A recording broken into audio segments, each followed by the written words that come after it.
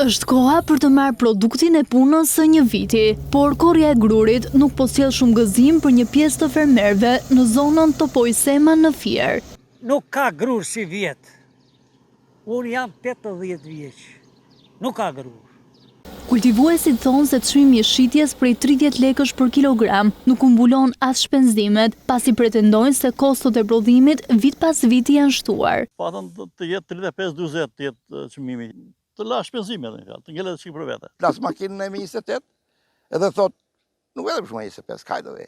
25 nuk ka bërë asnjë kosto. Për pasoj, fermerët thonë se kultivuesit e grurit janë ulur gjithashtu, sikurse sipërfaqet që mbillen.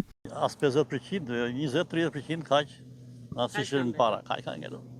Kërkojnë politika mbështetëse për kultivimin e drithit, pasi e cilësojnë veten të braktisur dhe të pashpres. Ai thot, unë i kam subvencionuar sipas ligjit tia. Po duke i kërkuar hamet e përfshatarit, duke i kërkuar kartën e identitetit dhe ca rregulla të tjera që çfarë tokash e qyshe tek. Pse ka probleme për të gjetur me mënyrë për të dhënë naftë bujqësisë. Myzeqeja konsiderohet si ambari i Shqipërisë, por fermerët e grurit thonë se në rast të mungesës së ndërhyrjes, kjo fjali do të tregonte vetëm të shkuarën. Le dali ferrë më mirë të hanë delet, s'ka vlerë. Ose të marrin ata me panele.